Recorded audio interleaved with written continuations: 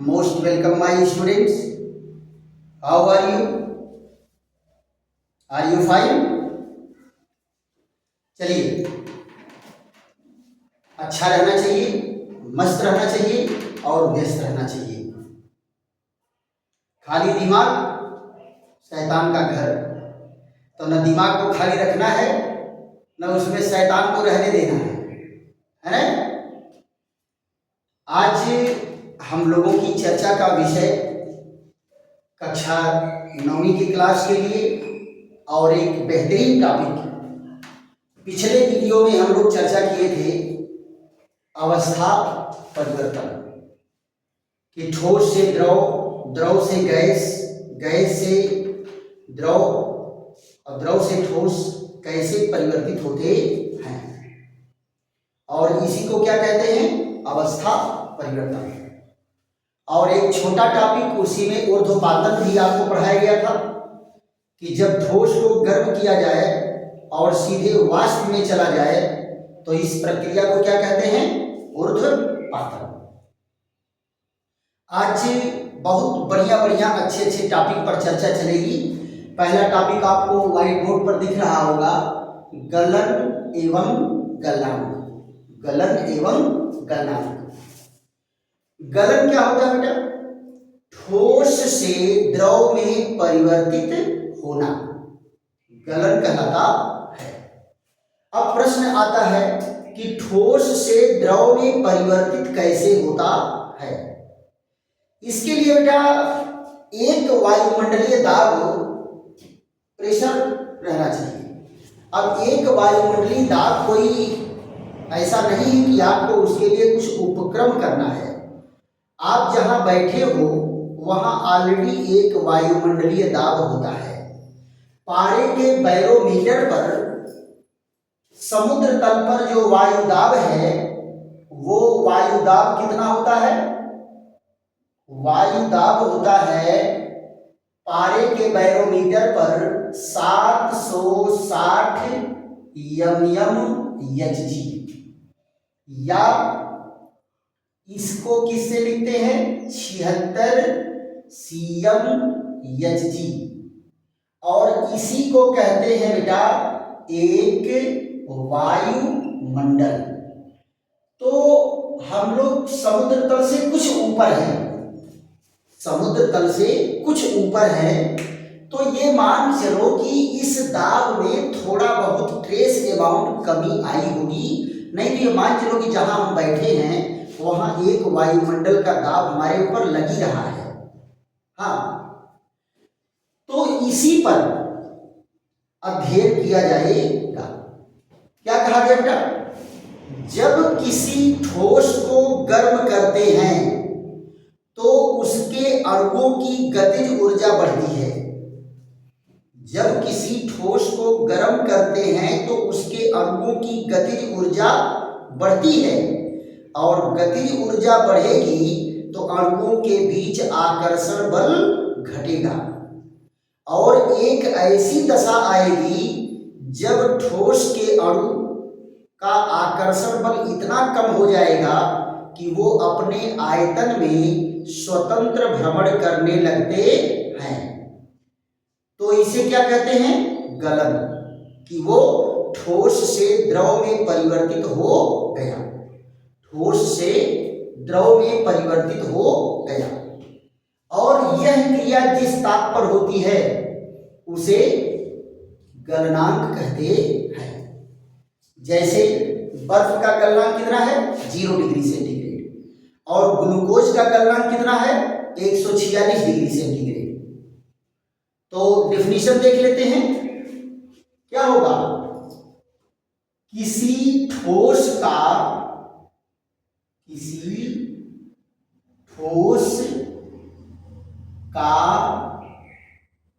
द्रव में परिवर्तन, किसी ठोस का द्रव में परिवर्तन गलन कहलाता है। परिवर्तन गलन कहलाता है। और यह क्रिया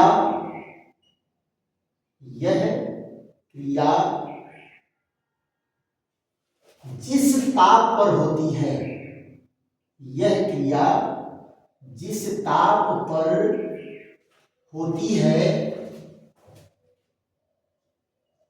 जिस ताप पर होती है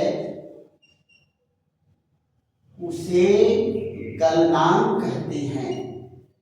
जिस ताप पर होती है उसे गलनांक कहते हैं। यह क्रिया जिस ताप पर होती है उसे गलनांक कहते हैं। देखो बेटा, किसी ठोस का द्रव में परिवर्तन गलन कहलाता है और यह क्रिया जिस ताप पर होगी उसे गलनांक कहते हैं। उसे क्या कहते हैं? गलनांक। होता क्या है बेटा, इस क्रिया में होगा क्या? ध्यान दो, जब ठोस को गर्म करते हैं, जब ठोस को गर्म करते हैं, ठोस को गर्म करते हैं तो अणुओं की गतिज ऊर्जा, अणुओं की गतिज ऊर्जा बढ़ती है, गतिज ऊर्जा बढ़ती है और अणुओं के बीच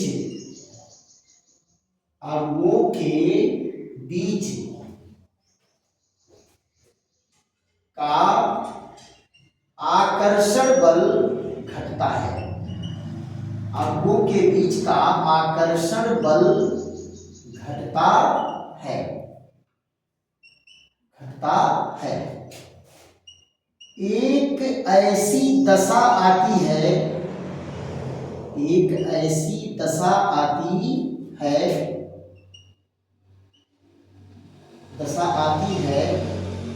जब द्रव्य के अणु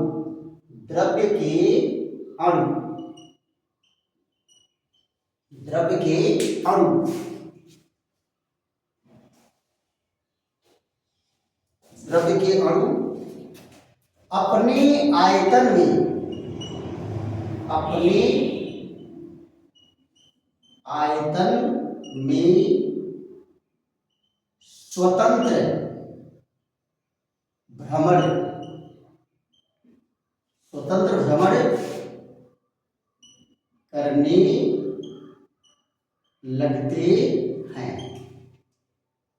भ्रमण करने लगते हैं।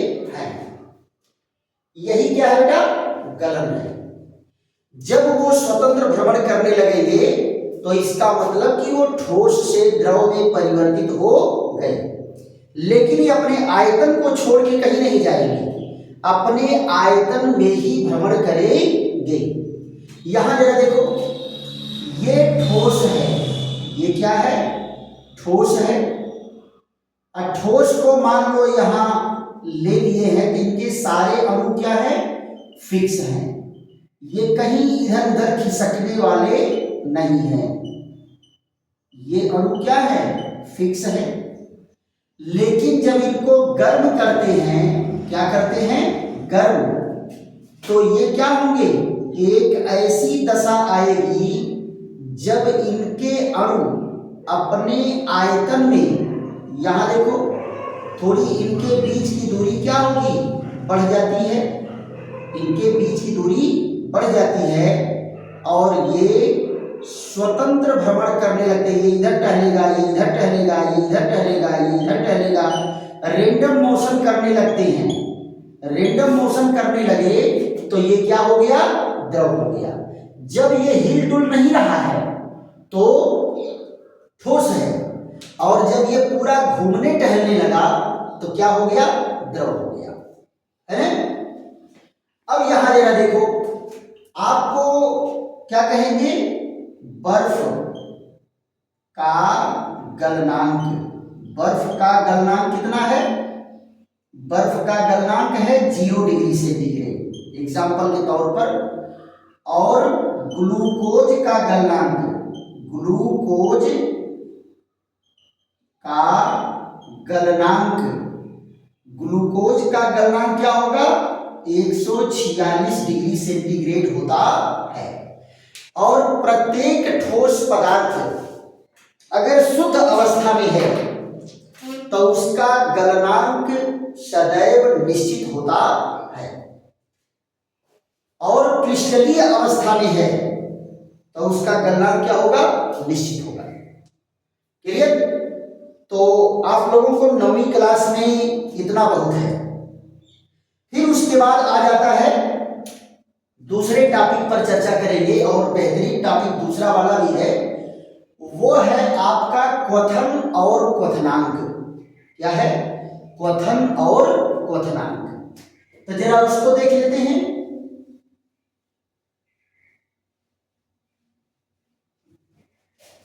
क्वथन क्या होता है? जब किसी द्रव को हम गर्म करते हैं तो भी क्या होगा, उसके अणुओं की गतिज ऊर्जा बढ़ती है, अणुओं की गतिज ऊर्जा बढ़ेगी, और उनके अणुओं के बीच का आकर्षण बल घटेगा। अणुओं के बीच का आकर्षण बल क्या होगा, घटेगा। और एक ऐसा समय आएगा जब उसके अणुओं की गतिज ऊर्जा अधिकतम हो जाएगी। उसके बाद कितना हुआ आप उसको गर्म करेंगे, उसका तापमान बढ़ने वाला नहीं है। वही ताप जो है उसका क्वथनांक कहलाता है। और ऐसी दशा में वो द्रव क्या है, बॉयल होने लगता है। बॉयल होने लगता है तो बॉयल होने की प्रक्रिया को नहीं देखते हो, पानी जब गर्म करते उसमें से बुझ बुझ बुझ बुझ बुझ बुझ बुझ बुझ करके गुज्जा निकलने लगता है, और वो क्या पता है ऊपर का नीचे, नीचे का ऊपर लगता है डिस्को डांस करने। तो वही जो है क्वथन है। वो क्या है, क्वथन है। अब उसके बाद आप उसमें थर्मामीटर डाले रहो, अगर शुद्ध पानी है तो उसका थर्मामीटर 100 डिग्री सेंटीग्रेड पर जाकर के रुक जाएगा। उसके बाद कितनों गर्म करो उसका तापमान बढ़ने वाला नहीं है। तो वही निश्चित ताप जिस पर जो है वो बॉयल होने लगता है वही कहलाता है क्वथनांक। लेकिन बेटा क्वथनांक की स्टैंडर्ड परिभाषा भी है। स्टैंडर्ड परिभाषा क्या है कि जब कोई द्रव, आप किसी द्रव को गर्म कर रहे हो, लेकिन होना क्या चाहिए, उसका वाष्प दाब वायुमंडलीय दाब के बराबर हो जाना चाहिए। तो डिफिनीशन क्या बन जाता है, किसी द्रव पदार्थ के लिए वह निश्चित ताप जिस पर उस द्रव का वाष्प दाब वायुमंडलीय दाब के बराबर हो जाता है, उसी ताप को क्या कहेंगे, क्वथनांक कहेंगे। और जब तक वायु दाब स्थिर है तब तक क्वथनांक स्थिर रहेगा। क्वथनांक अगर स्थिर हो गया तो इसका मतलब आप क्या कहेंगे कि इसका वाष्प दाब अब वायुमंडलीय दाब के बराबर हो गया। जब तक वायुमंडलीय दाब नहीं बढ़ेगा तब तक क्वथनांक बढ़ने वाला नहीं है। तो यहां जरा देखो क्या होगा, क्वथन और क्वथनांक।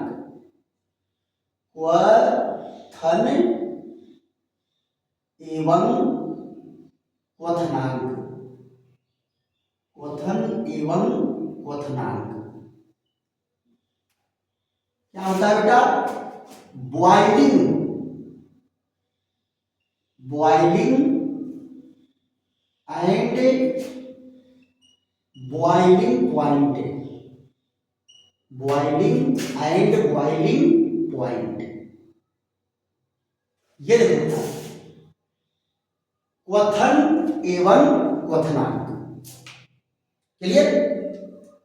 तो आप अपनी भाषा में क्या कहेंगे, जब पानी उबलने लगता है, जिस ताप पर पानी उबलने लगता है वो क्या है, क्वथन है, क्वथनांक है ना। लेकिन स्टैंडर्ड परिभाषा क्या कहेंगे और अणुगतिक सिद्धांत के आधार पर क्या कहेंगे उसको हम लोग देख लेते हैं। क्या कहेंगे, जब किसी द्रव, जब किसी द्रव को गर्म करते हैं, किसी द्रव को गर्म करते हैं, गर्म करते हैं, तो उनके अणुओं की, उनके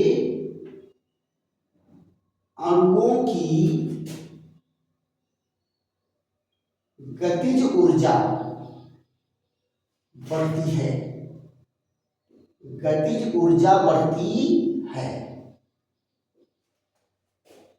एक ऐसा ताप आता है, ऐसा ताप आता है जब अणुओं की गतिज ऊर्जा, अणुओं की गतिज ऊर्जा नहीं बढ़ती, अणुओं की गतिज ऊर्जा नहीं बढ़ती है। उसी ताप को, उसी ताप को क्वथनांक कहते हैं, उसी ताप को क्वथनांक कहते हैं। प्रत्येक द्रव, प्रत्येक द्रव अपने क्वथनांक पर, प्रत्येक द्रव अपने क्वथनांक पर, अपने क्वथनांक पर उबलने लगता है, उबलने लगता है, उबलने लगता है, जिसे क्वथन, जिसे क्वथन कहते हैं, जिसे क्वथन कहते हैं। ध्यान दो बेटा, जब किसी द्रव को गर्म करते हैं तो उनके अणुओं की गतिज ऊर्जा बढ़ती है। एक ऐसा ताप आता है जब अणुओं की गतिज ऊर्जा नहीं बढ़ती, उसी ताप को क्वथनांक कहते हैं। जब गतिज ऊर्जा बढ़ना रुक जाए तो उस समय जो तापमान होगा वही उसका क्या होगा, क्वथनांक होगा। और प्रत्येक द्रव अपने क्वथनांक पर, प्रत्येक द्रव अपने क्वथनांक पर उबलने लगता है, जिसे क्या कहेंगे, क्वथन कहेंगे। तो आप जरा बताओ, इसका अगर डिफिनीशन हमको स्टैंडर्ड देना है तो क्या कहेंगे, यहां इन्वर्टेड कामा में, वह ताप, वह ताप जिस पर, जिस पर किसी द्रव, जिस पर किसी द्रव का वाष्प दाब, वाष्प दाब वायुमंडलीय दाब, वायुमंडलीय दाब के बराबर हो जाता है, वायुमंडलीय दाब के बराबर हो जाता है, वायुमंडलीय दाब के बराबर हो जाता है, वह ताप, वह ताप क्वथनांक, क्वथनांक कहलाता है, क्वथनांक कहलाता है। यहां जरा देखो, क्वथनांक क्या है, जल का क्वथनांक, जल का क्वथनांक कितना है, 100 डिग्री सेंटीग्रेड है। और यहां जरा देखो, ग्लिसरीन, ग्लिसरीन का क्वथनांक, ग्लिसरीन का क्वथनांक कितना होता है, 280 डिग्री सेंटीग्रेड, 280 डिग्री सेंटीग्रेड होता है। कोई भी द्रव हो बेटा, अगर वो शुद्ध अवस्था में है, कोई भी द्रव है अगर शुद्ध अवस्था में है तो क्या होगा, उसका क्वथनांक निश्चित होता है। क्वथनांक क्या होगा, निश्चित होता है। क्वथनांक को देखो बेटा दो कारक प्रभावित करते हैं, क्वथनांक को दो कारक प्रभावित करते हैं। यहां देखो, क्वथनांक को प्रभावित करने वाले कारक, क्वथनांक को प्रभावित करने वाले कारक, दो कारक बेटा प्रभावित करते हैं। पहला क्या है, वायु दाब। पहला क्या है, वायु दाब। वायु दाब तो क्या होता है बेटा, यहां देखो, क्वथनांक, क्वथनांक किसी भी द्रव का क्वथनांक प्रोपोर्शनल टू वायु दाब। वायु दाब अगर बढ़ेगा तो क्वथनांक बढ़ेगा। अगर वायु दाब फिक्स है, ये नहीं घट बढ़ रहा है, तो ये भी नहीं घटेगा बढ़ेगा।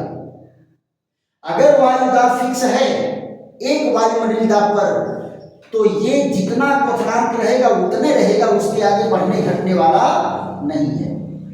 और दूसरा क्या है, वाष्प दाब है।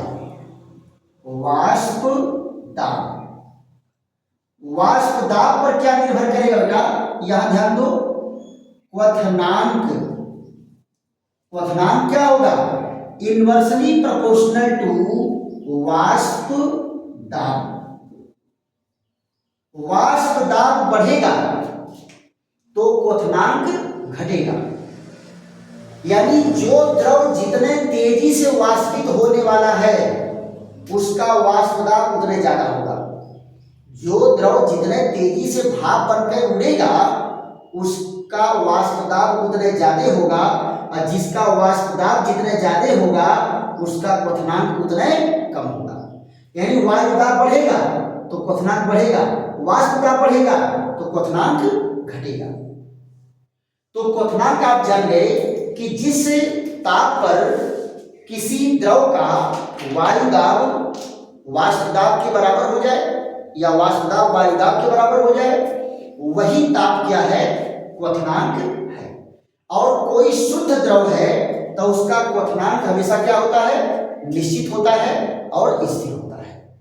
तो ये बातें आपके समझ में आई कि हिमांक क्या है, अरे गलनांक क्या है और गलन क्या है, क्वथन क्या है, क्वथनांक क्या है। क्लियर? फिर मिलते हैं अगले वीडियो में और बेहतरीन ढंग से, और एक एक पॉइंट आप लोग समझते चलिए। और वीडियो अगर बढ़िया लग रहा है तो लाइक करिए, सब्सक्राइब करिए और दोस्तों में शेयर भी करिए और कमेंट भी करिए। थैंक यू, धन्यवाद।